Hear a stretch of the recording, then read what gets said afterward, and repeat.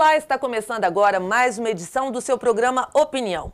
Quem é que não sonha com a estabilidade de um emprego público? Pensando nesse objetivo, muitas pessoas abrem mão de suas atividades para se dedicar exclusivamente aos estudos. Para saber como é que deve ser um preparatório para ingressar no concurso público, nós vamos conversar hoje com Ivone Goldner, que é servidora pública federal e também diretora pedagógica de um curso preparatório para concurso. Seja muito bem-vinda, Ivone. Obrigada. Ivone, como as pessoas devem escolher um concurso público que se adeque ao seu perfil, né? Para que realmente possa ser um profissional bem-sucedido?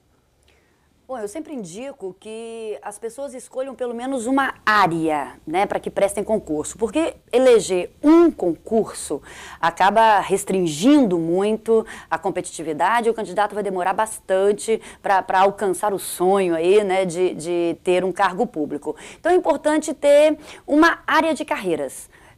Vou querer fazer um concurso da área policial, ou da área de tribunais, ou da área fiscal, ou da área jurídica. Nós temos grupos de carreiras. Então, às vezes, é muito importante que o candidato ele escolha pelo menos um grupo.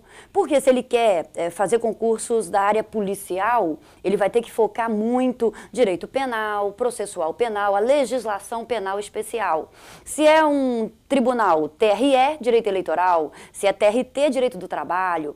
Então, é importante que a pessoa, primeiro, ela se objetive, não, eu quero fazer um concurso público, e de preferência que escolha um grupo de carreiras. Isso é importante para se alcançar um objetivo de forma mais rápida. Mas o salário pesa muito na escolha.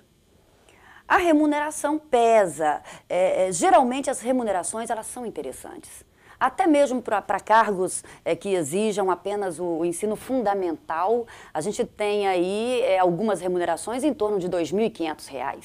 Então, se você compara uma remuneração para formação em nível fundamental com a iniciativa privada e o serviço público, é muito interessante, né? R$ 2.500 é uma remuneração interessante. Agora, as pessoas que já têm uma formação superior, né, procuram, pelo menos devem procurar adaptar a sua formação de vida, né, a formação acadêmica, a formação que teve durante toda a vida e aliar isso à preparação. Isso fará com que a pessoa tenha uma facilidade maior de aprovação. Então, se a pessoa tem uma facilidade maior em exatas, é possível que ela aproveite já esse seu histórico de vida para escolher um concurso em que se exijam matérias da área de exatas.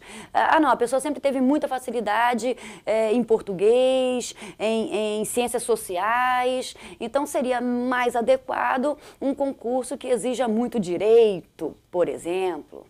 Mas o que a gente percebe hoje é que muitas pessoas que têm curso superior completo, elas fazem para nível superior e também para o nível médio, né? Exatamente porque as remunerações são muito interessantes.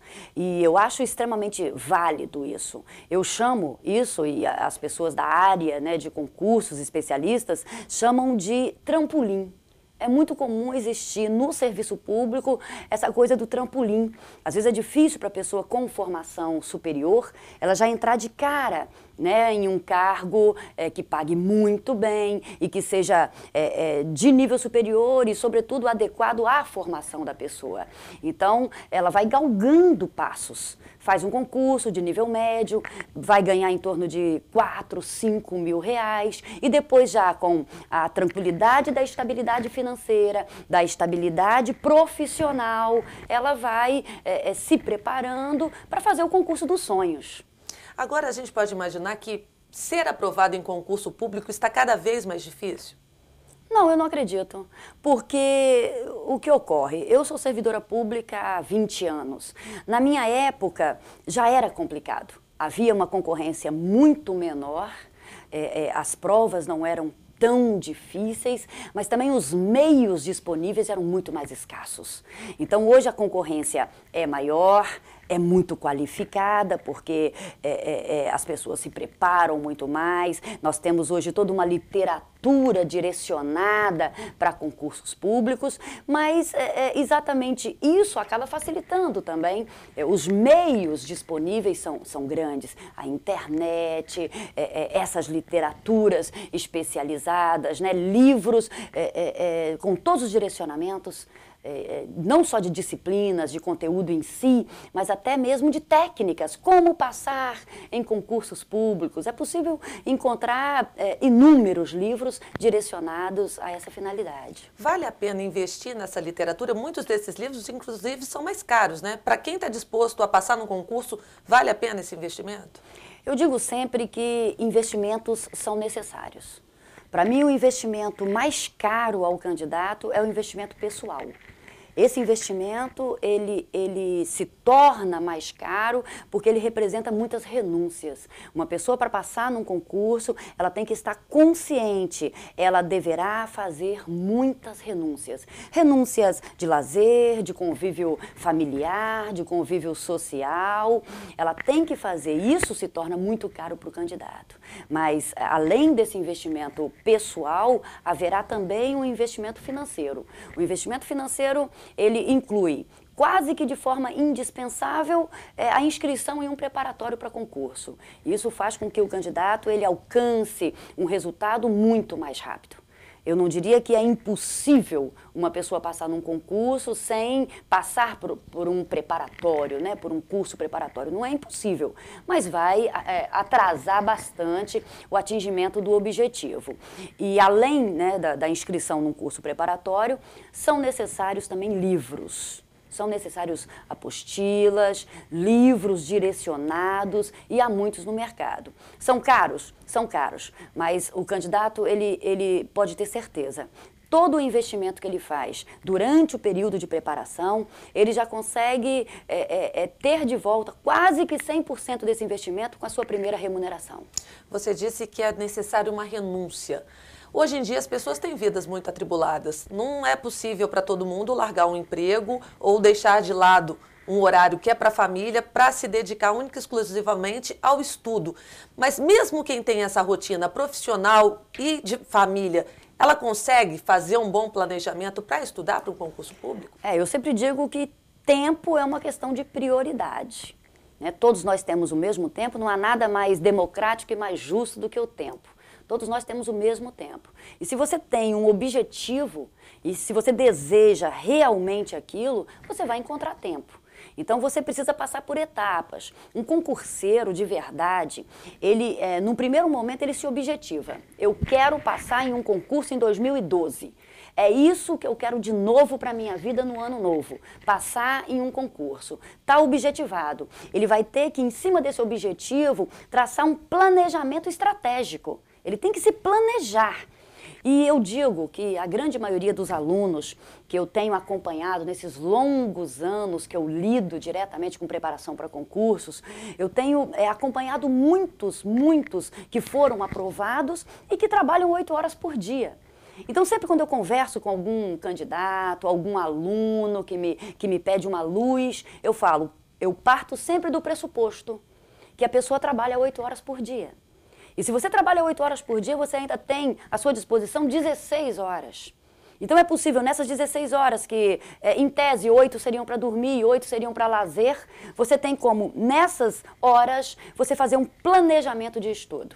É possível. É necessário estudar todo dia? Diariamente. Além de um preparatório, se a pessoa resolver investir, ele ainda tem que estudar em casa. Lógico. Nenhum curso preparatório, você pode estar no melhor curso preparatório do país, nenhum curso aprova você.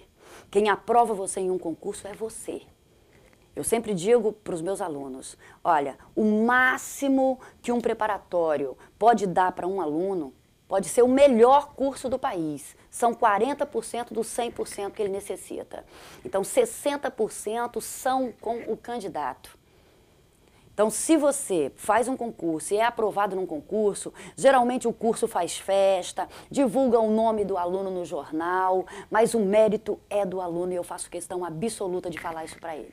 Agora, você falou que existem legislações específicas, literatura específica para cada tipo de concurso, mas a atualidade geralmente é para todo mundo. Nesse sentido, no que a pessoa deve investir, que informações ela precisa ter diariamente? Um concurso que exige essa disciplina, atualidades, e que tem sido muitos, né, ultimamente, em primeiro plano a pessoa tem que estar atualizada, lendo jornais, revistas, né, isso é importante. Mas além de conhecer as notícias e saber o que está acontecendo em termos de política internacional, em termos de mercado nacional e internacional, esportes, cultura, porque tudo isso é cobrado numa prova de atualidades, a pessoa tem que aprender a fazer uma prova de atualidades. Então é muito importante verificar qual é a banca examinadora, provas anteriores, como foram pedidos os temas e treinar. Você tem que treinar, muito treino, isso é muito importante, não só para a atualidade, para todas as disciplinas. Para todas as disciplinas, o candidato ele tem que fazer muitas provas anteriores. Esse é o grande detalhe, é a grande fórmula. Estudar o conteúdo programático de forma exaustiva e treinar esse conteúdo programático. Isso é muito possível hoje, porque há inúmeras provas disponíveis na internet, sites específicos de resolução de provas anteriores, por matéria, por nível de dificuldade, por banca examinadora. Hoje é possível um candidato, pagando uma assinatura aí de R$60 por ano, ter à sua disposição milhares de questões de provas anteriores. Então, hoje as facilidades são muitas também. Então, é importante não só definir uma área para prestar esse concurso, como também ler e entender bem o edital. Claro, a leitura do edital é a regra número 1 para um concurseiro de verdade. Então, é muito complicado uma pessoa tentar entrar num jogo sem conhecer as regras do jogo. Então, o primeiro ponto de um concurso, eu costumo dizer, é o conhecimento do edital. Então, saiu o edital, houve a publicação, se você pretende competir para aquele certame, a primeira coisa, vamos sentar e vamos estudar o edital. Vamos saber quais são as regras, se vale realmente a pena o candidato ele investir naquele concurso. Resolveu investir, de tempos em tempos, durante a preparação para a realização da prova, eu aconselho a releitura desse edital pelo menos umas 2 ou 3 vezes, para que o candidato não se perca, para que ele saiba exatamente onde ele está entrando, em que jogo que ele está entrando. Hoje os concursos são confiáveis? Os concursos, eu quero sempre esperar que sejam confiáveis. A gente que lida com concursos no dia a dia, que está sempre com candidatos ali esperando prova, resultado de concurso. Você quer sempre acreditar que os concursos são sérios.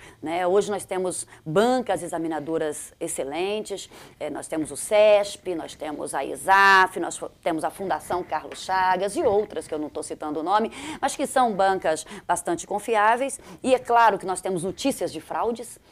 Infelizmente, há pouco tempo tivemos notícias envolvendo o CESP, por exemplo, mas que quando você procura saber com riqueza de detalhes, não é exatamente a banca que não seja confiável. É porque a realização de um concurso envolve muitas etapas. Nós temos o transporte das provas, nós temos a impressão das provas, e isso você tem que ter muitas pessoas envolvidas nessas operações. O que acontece com o Enem, né? Exatamente. Então, não é que a banca X não seja confiável. Infelizmente, o que eu tenho falado em muitas palestras que eu tenho feito sobre fraudes para concursos é que o que nós temos que exigir das bancas examinadoras é que elas invistam em segurança. O problema não está exatamente em serem confiáveis ou não. O problema é a segurança em torno da prova. Ivone, eu vou pedir para você licença, nós vamos para um pequeno intervalo, mas a gente volta em instantes. Não saia daí.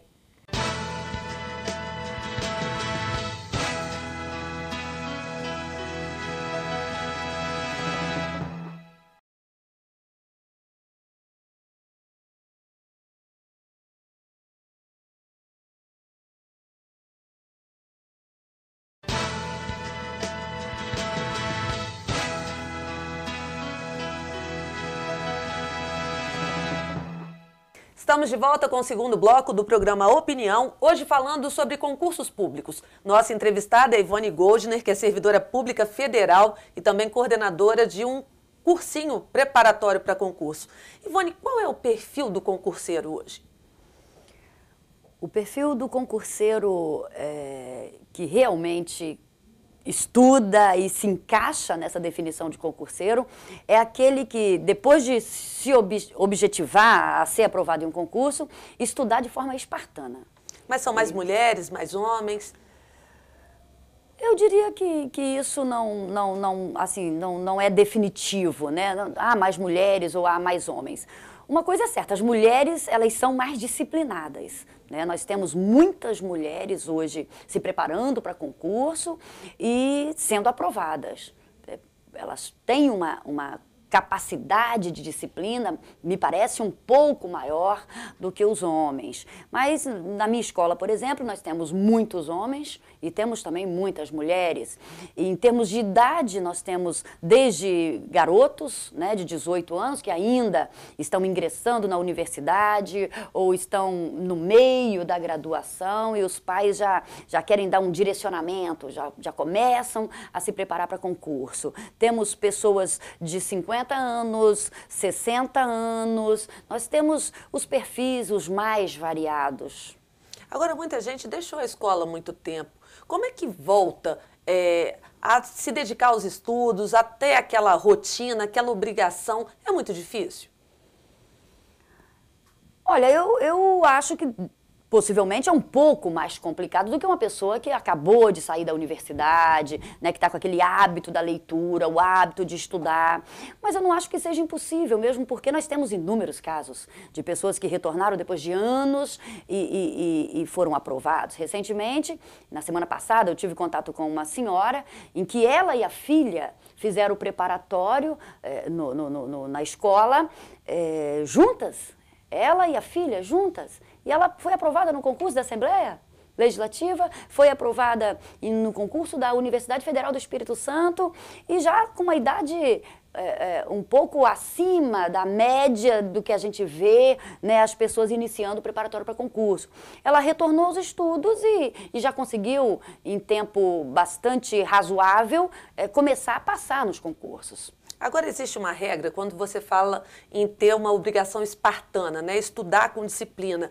É melhor estudar em grupo, estudar sozinho? Existe alguma característica para a pessoa se dar bem no concurso? Existem técnicas que eu acho que a pessoa pode adquirir, né? Técnicas de disciplina, técnicas que você aproveita minutos que você tem, porque muita gente tem aquela coisa de estudar só quando tem uma hora cheia. Não, eu vou só ter 15 minutos, então não vale a pena parar para eu estudar. Na verdade, você pode adquirir algumas técnicas em que você vai ver que 10 minutos que você para e lê uma legislação, se você tem uma hora de almoço, você reduz para 50 minutos e usa 10 minutos para você ler alguma coisa, isso ao longo de uma semana, somado, já passa a ser bastante interessante e faz uma diferença na preparação.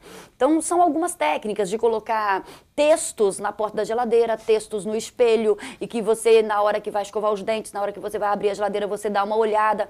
São coisas que funcionam, Agora, a questão do formato, se a pessoa vai estudar só, se ela vai estudar em grupo, isso tem muito a ver com a história de vida da pessoa, né? Se durante todo o seu período estudantil você sempre se deu melhor estudando sozinha, então é melhor que você continue assim. Se você se dava bem estudando com 2 colegas, né, em grupo, dividindo temas e estudando e cada um dando aula para o outro daquele tema de forma bastante exaustiva, é válido também. Agora, você tem que verificar o que é melhor para você e encontrar o seu modus, né, para que você seja mais eficaz. Existem técnicas também de memorização, daquela questão de concentração?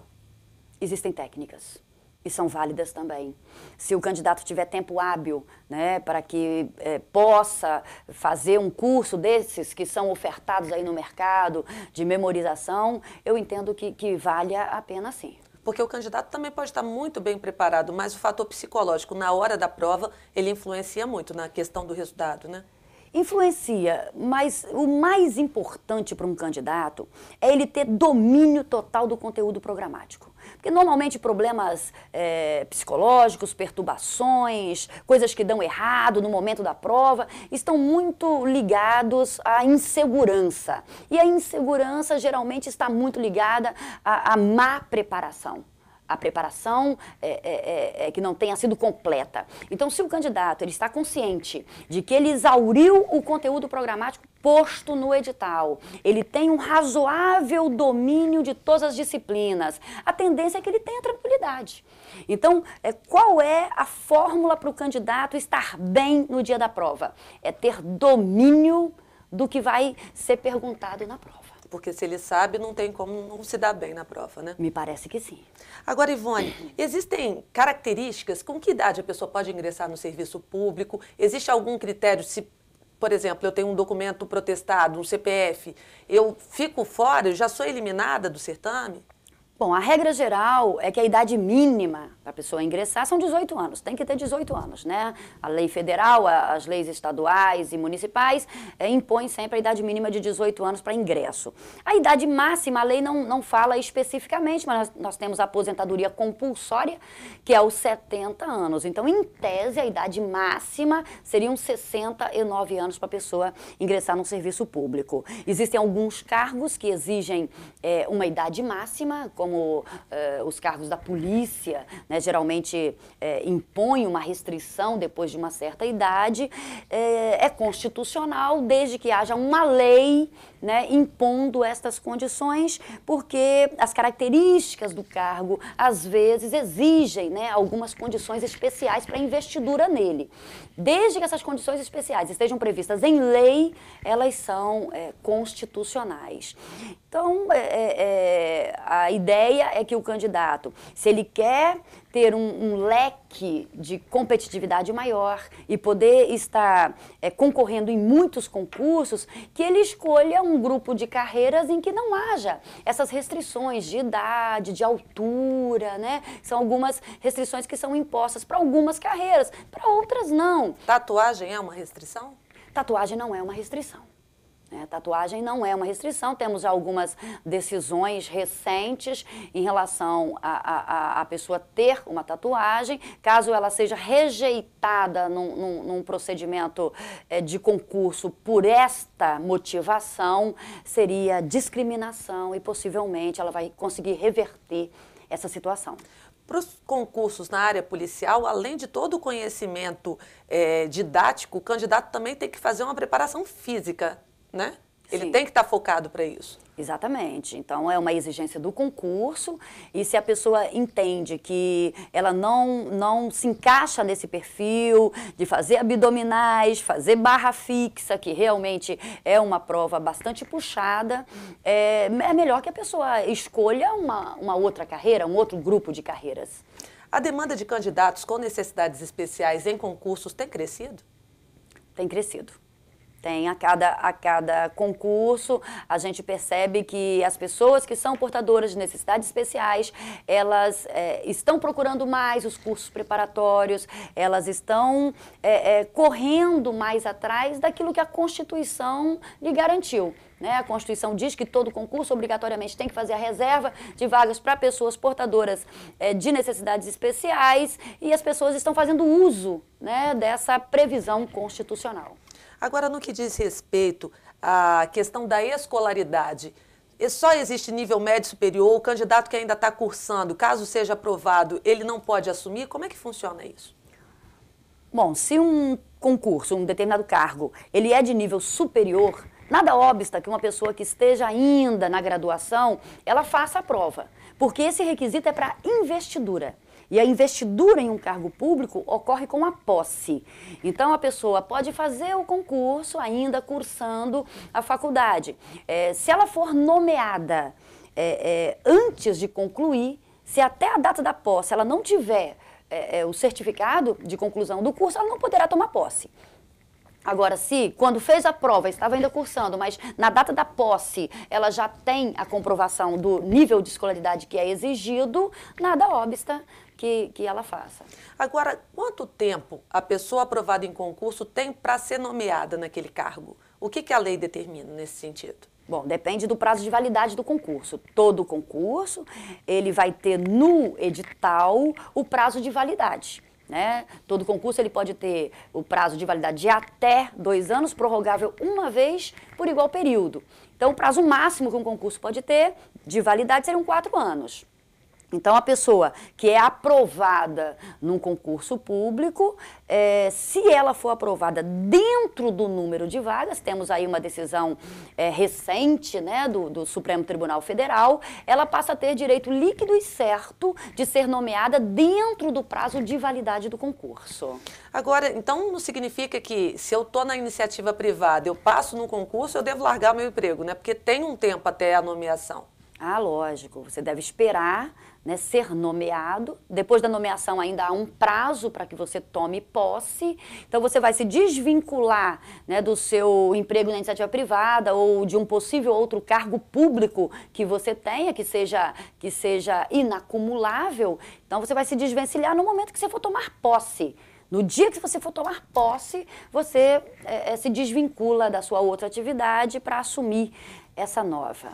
Ivane, você disse que é válido a pessoa que tem uma graduação tentar também uma aprovação em cargos de nível médio. Como é que se dá a progressão, a promoção no serviço público? Para a pessoa conseguir chegar até o cargo que ela deseja, ela vai ter que se submeter a um novo concurso? Sim, na verdade não existe mais no Brasil, há muito tempo, aquela figura do concurso interno. Isso não existe, né? Então, se você faz um concurso para um cargo de nível médio, você conseguiu passar, você tomou posse e está ali em exercício naquele cargo. Se você pretende ter um cargo de nível superior, você vai ter que se submeter a um novo concurso de concorrência geral para você ter um cargo de nível superior. É impossível você ter uma promoção para sair de um cargo de nível médio para um cargo de nível superior sem se submeter a um novo concurso. Isso feriria de forma violenta a regra do concurso público posta na Constituição Federal. Agora, como a demanda é muito grande, é mais difícil passar num concurso federal ou num concurso público municipal, por exemplo? Isso é muito variável, né? Depende do número de inscritos, depende da dificuldade do concurso. Então, se você tem um concurso federal que o número de inscrições foi pequeno, então a competição é menor, ou o conteúdo programático ele é mais racional, né? Ele é mais tangível, e tem um concurso municipal, que embora seja municipal, o conteúdo é absurdamente grande. Então, isso é muito variável, né? Na verdade, passar em qualquer concurso público exige uma preparação muito grande do candidato, seja ele municipal, estadual ou federal. A concorrência hoje é muito grande, a concorrência é qualificada, as pessoas estão se preparando de verdade. E eu costumo dizer sempre o seguinte, hoje, em termos de concurso, você não pode ser amador. Você tem que ser profissional desde o momento da preparação. Não adianta fazer uma preparação de forma amadora, você não vai passar no concurso. Então tem que ser profissional, ou seja, você tem que fazer o planejamento de estudo, tem que ter um planejamento.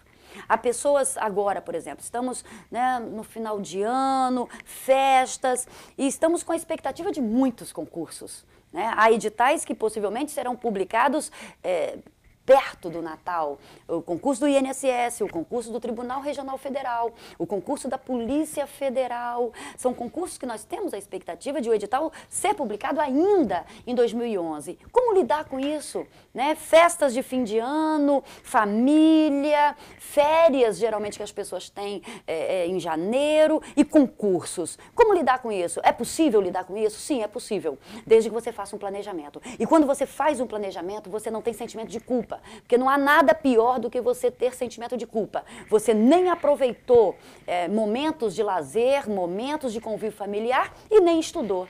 Isso vai gerar para você um sentimento que, esse sim, atrapalha muito a sua performance no dia da prova. Quando você faz um planejamento, É possível você encontrar horas para que você tenha o lazer, para que você tenha o convívio e para que você estude. Por isso que é muito importante. Ivone, muito obrigada pela sua participação. O recado é esse, planejamento. Isso serve para se dar bem no concurso público, como serve para a sua vida, para a sua rotina. Eu agradeço muito a sua participação aqui. O programa Opinião está de portas abertas e aos concurseiros uma boa sorte. Nós voltamos na próxima semana com um novo assunto. Até lá!